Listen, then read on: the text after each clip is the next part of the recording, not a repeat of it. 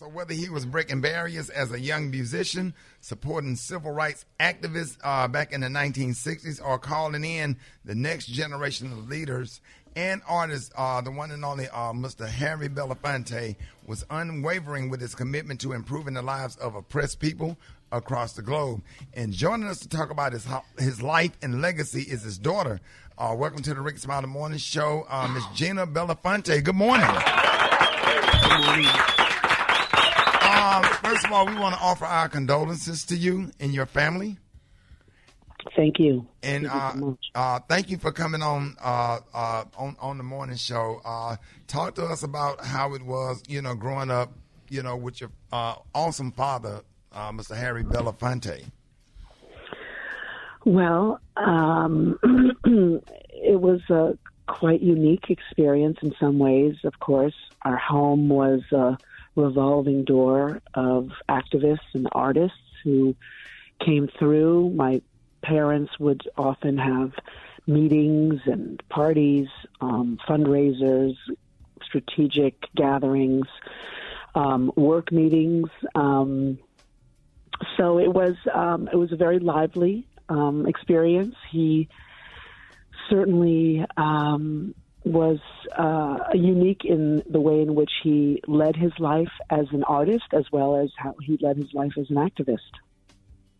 Wow. Hi, Gina. Good morning. Your father was born to a teenage housekeeper, and as a young boy was sent back to his mother's native Jamaica to be raised by his grandmother. Now, your father stayed close to his roots in Jamaica. What were some of the things he spoke about growing up there to you guys?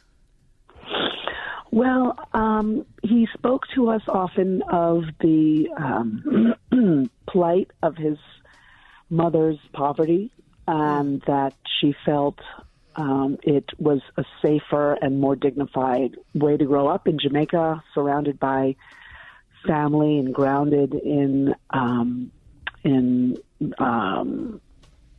just the island and the culture.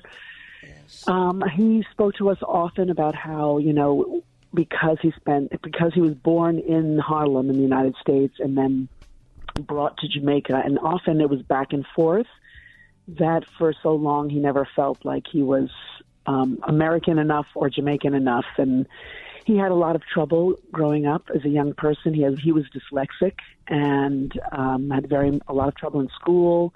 And also he missed his mom when she would leave him there. Now, his grandmother, my great-grandmother, Mum, she was a Scottish woman who had come as a young person with her family, migrated from Scotland to Jamaica.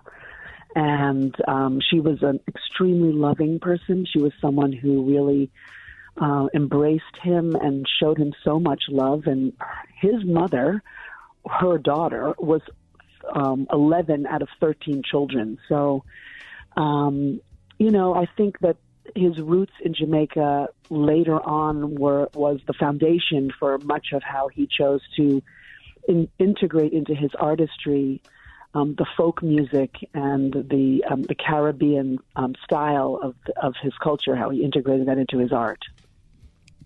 Okay, so now we're talking to the daughter of the late Harry Belafonte, Miss Gina Belafonte. So, Gina, your dad became one of the biggest selling recording stars in history, though he hadn't even originally aspired to be a singer at all. So how was he discovered, and how did his music impact the world? Well, my father was really an actor. If you asked him, he probably would tell you that he was the best actor that ever lived. And of course, everyone would go, "What are you talking about?" He said, "Well, for all this time, I've convinced you all that I'm a singer." So, he did not start out as a singer. He was really discovered by a bunch of jazz musicians in a way. And those jazz musicians happened to be some of the most legendary jazz musicians in the world, though at the time they too were emerging. My father was in a play at the New School for Social Research, and he often went to this jazz club to hang out and listen to music. And when they asked him, after he was frequented there and became friendly with some of the people that worked there and the musicians, and they said, "What do you do?" He said, "Well, I'm an actor." And they said, "Well, how do you do that?"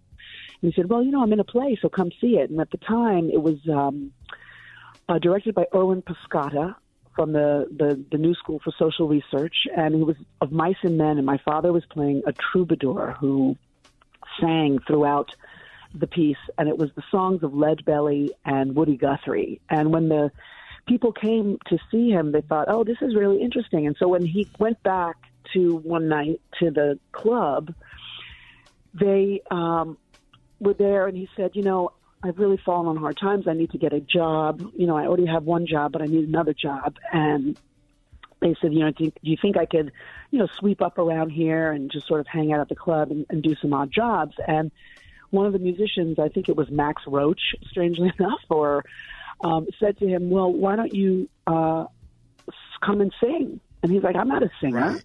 He said, well, wait, we all just came and saw you in that show. You sang there.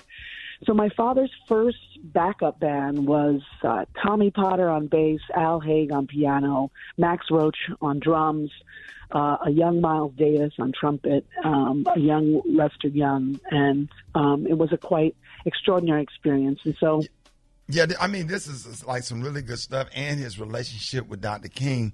And again, we offer our condolences. We're so happy that you came to talk about your father's legacy with us this morning. Sure. And we would not be where we are or have what we have, some of the things we have and the opportunities that we have, if it was not for your father, Harry Belafonte. And it is just a pleasure and an honor to speak to anybody that's even connected to him. So thank you so much for joining us on the Rickey Smiley Morning Show. Y'all give it up and show your love right now. And make sure y'all look up the Sankofa. Yes, it's Sankofa, SANKOFA.org. And thank you so much for lifting him up to your audience and letting me come here today to speak a bit about my dad. Yes, ma'am. So look up Sankofa. Thank you so much for joining us. Y'all give it up and show your love for Miss Gina Belafonte.